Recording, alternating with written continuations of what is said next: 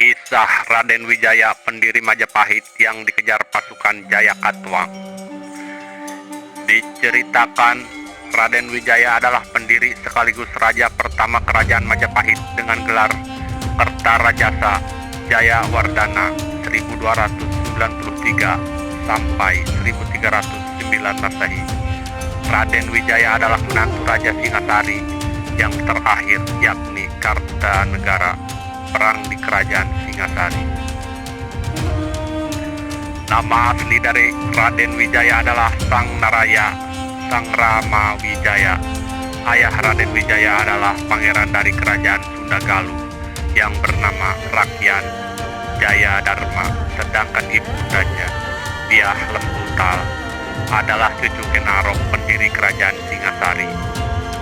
Rakyan Jayadharma tewas diracun musuhnya, sehingga Dyah Lembutal pulang ke Singasari membawa serta Wijaya. Menurut pustaka Raijaya Bumi Nusantara dan naskah Wangsakerta, Raden Wijaya adalah putra pasangan Rakyan Jayadharma dan Dyah Lembutal. Ayahnya adalah putra Prabu Guru Darmasikas, raja kerajaan Sunda Galuh, sedangkan ibundanya adalah Putri Mahesa Cempaka dari kerajaan Singasari. Raden Wijaya merupakan perpaduan darah Sunda dan Jawa. Babad Tanah Jawi menyebut pendiri kerajaan Majapahit bernama Jaka Susuru, putra Prabu Sri Pamekas, Raja Pajajaran, yang juga terletak di kawasan Sunda. Jaka Susuru melarikan diri ke timur karena dikalahkan saudara tirinya yang bernama Siung Wanara. Ia kemudian membangun kerajaan Majapahit dan berbalik menumpas Siung Wanara. Raden Wijaya mewarisi tahta kerajaan Sunda Galuh, namun memilih mengabdi ke tempat asal ibundanya, yakni kerajaan Singasari pada era pemerintahan Raja Kartanegara. Raden Wijaya juga menantu Kartanegara. Selain itu, Raden Wijaya juga memperistri seorang putri kerajaan Dharmasraya dari Sumatera bernama Dera Petak. Putri ini dibawa dari ekspedisi Melayu oleh kerajaan Singasari di tanah Melayu pada 1275 hingga 1286 Masehi. Menurut prasasti Kudadu, pada tahun 1292 Masehi terjadi pemberontakan terhadap kerajaan Singasari oleh Bupati Gelang-Gelang Jayakatwang. Para raton kisahkan Jayakatwang mengirim pasukan bernama Jayaguyang untuk menyerbu Singasari dari arah utara.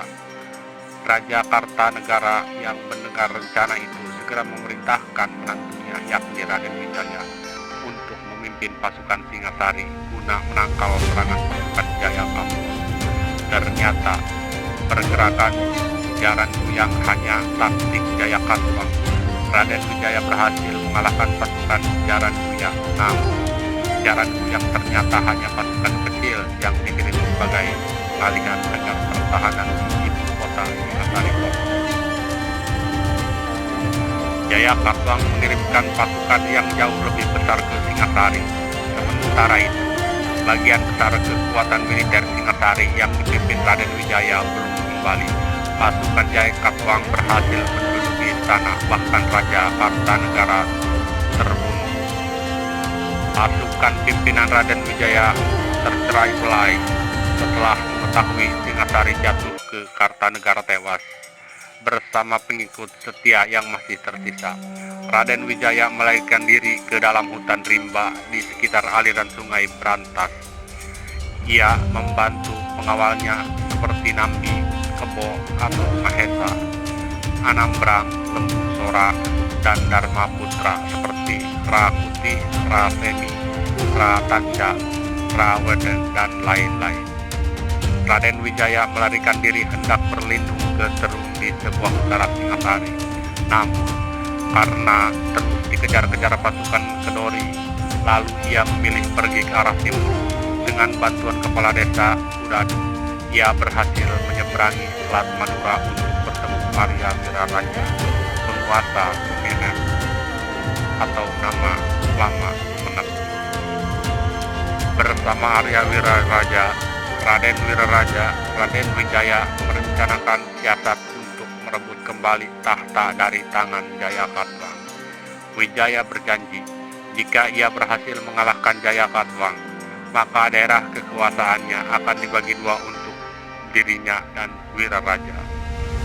Awalnya Wiraraja menyampaikan berita kepada Jayakatwang bahwa Wijaya menyatakan menyerah kalah. Jayakatwang yang telah membangun kembali negara leluhurnya, yaitu Kerajaan Kediri, menerimanya. Ia mengirim utusan untuk menjemput Wijaya di pelabuhan Jungkil. Raden Wijaya meminta hutan tarik di sebuah timur Kediri untuk dibangun sebagai kawasan wisata perburuan. Wijaya mengaku ingin bermukim di sana. Jayakatwang yang gemar berburu segera mengabulkannya tanpa curiga. Wiraraja mengirim orang-orang Sumenep untuk membantu Wijaya membuka hutan tersebut. Di Kidung Panji Wijaya Karma, salah seorang Madura menemukan buah manja yang rasanya pahit. Oleh karena itu, desa pemukiman yang didirikan Wijaya tersebut diberi nama Majapahit. Catatan dinasti Wan mengisahkan pada tahun 1293 pasukan Mongol sebanyak 20.000 orang dipimpin Ike Mate mendarat di Pulau Jawa untuk menghukum Kartanegara, karena pada tahun 1289 Kartanegara telah melakukan utusan yang dikirim Kubilai-Khan, Raja Mongol. Raden Wijaya memanfaatkan pasukan Mongol untuk menghancurkan Jayakatwang. Dia mengajak Ike Mete untuk bekerja sama. Wijaya meminta bantuan untuk merebut kembali kekuasaan Pulau Jawa dari tangan Jayakatwang. Dan setelah itu, baru ia bersedia menyatakan tunduk kepada bangsa Mongol. Jayakatwang yang mendengar persekutuan Wijaya dan Ike Mete segera mengirim pasukan ke Kediri untuk menghancurkan mereka. Namun, pasukan itu justru berhasil dikalahkan oleh pihak Mongol. Gabungan pasukan Mongol dan Majapahit serta Madura bergerak menyerang Daha, ibu kota kerajaan Kediri. Jayakatwang akhirnya menyerah dan ditawan dalam kapal Mongol. Setelah Jayakatwang dikalahkan, Wijaya meminta izin untuk kembali ke Majapahit mempersiapkan penyerahan dirinya. Ike Mete mengizinkannya tanpa curiga. Sesampainya di Majapahit, Wijaya membunuh para prajurit Mongol yang mengawalnya. Ia kemudian memimpin serangan balik ke arah Daha, di mana pasukan Mongol sedang berpesta kemenangan. Serangan mendadak itu membuat Ike Mete kehilangan banyak prajurit dan terpaksa menarik pasukannya meninggalkan Jawa. Setelah mengalahkan Jayakatwang, Raden Wijaya menyerang balik pasukan Mongol dan menghancurkan mereka. Usai itu, ia mendeklarasikan berdirinya Kerajaan Majapahit pada 1293 dengan pusat pemerintahan di Mojokerto. Raden Wijaya menjadi raja pertamanya dengan gelar Kertarajasa Jayawardana 1293 sampai 1309. Raden Wijaya meninggal dunia pada tahun 1309. Ia dimakamkan di Antahpura dan digantikan di samping sebagian Harihara, perpaduan Wisnu dan Siwa. Itulah cerita dan kisah Raden Wijaya. Tetap stay terus di channel Ayah Sigit. Jangan lupa subscribe, like, komen, dan share. Wassalamualaikum warahmatullahi wabarakatuh.